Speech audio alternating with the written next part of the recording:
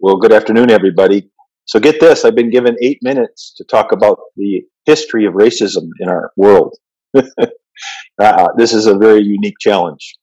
So let me make sense of such a term by stepping way back. So because we're fallen human beings, as God promises in our scriptures, life is a struggle for all of us. Making ends meet, getting education, staying healthy, dealing with aging, all a struggle.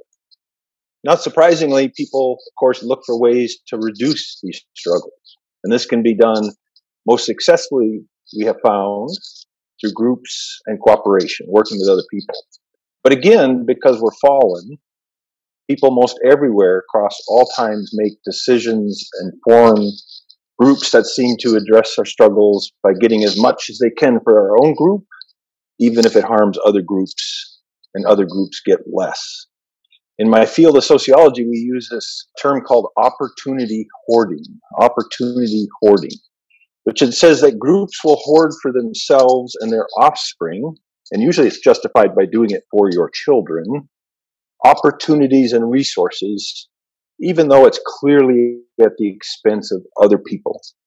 They justify and enable doing so by using essentially the same trick. It says this: our group is superior, it works harder, it's better in some way, and other groups are inferior. They don't work as hard, they're worse in some way. Thus, that makes it okay.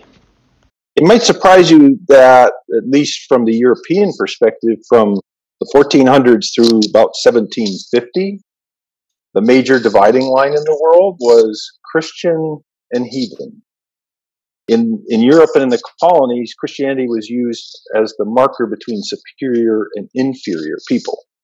So in the 14 and 1500s, the Pope issued a series of edicts declaring what we call the Doctrine of Discovery. The Doctrine of Discovery authorized and obligated any Christian monarch who located non-Christian lands. It didn't matter if there were people there or not. The definition was it Christian or not? They were obligated to claim those lands and the resources on behalf of Christendom. So this Doctrine of Discovery gave a legal and a theological justification for Christian supremacy, expressed, as we know in our history, through colonization and hoarding. So about 1750, we actually made a switch. We started, instead of Christian supremacy, we went to race and racial supremacy.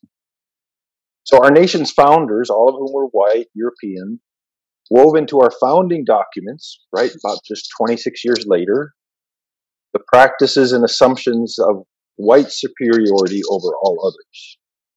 As they taught, differences between whites and others were very important. If we're going to do this grand experiment called democracy, it will only work if people are ruled by their minds and not their passions.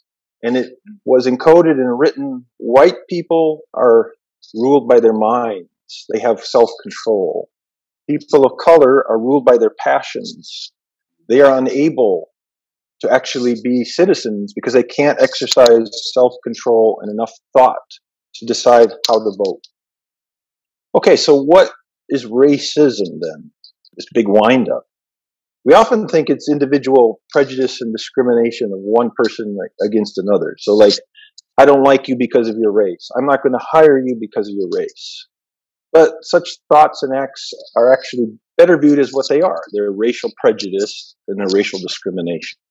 So when I use the term racism, what I mean is it's a collective misuse of power by one racial group that results in harming other racial groups. Now keep in mind, for where we started, oftentimes the intent isn't necessarily to harm other racial groups. The intent is to reduce the struggle of the particular group in power to make their lives easier. But it has the end result of hurting other groups. So when you think of racism this way, it's far more potent and impactful than racial prejudice and discrimination are. And here's what's very important. Racism is evil, but it is not irrational. What does that mean? It means it won't go away by telling people, don't be racist, or be nice, or by shaming them, or by simply teaching them it exists. The reason is because racism actually does reduce the struggle for white Americans. So there are real tangible benefits. Note that I don't say that racism makes life easy for whites. No one ever has an easy life. Rather, what racism does is it makes life on average less hard for whites than for other groups. So how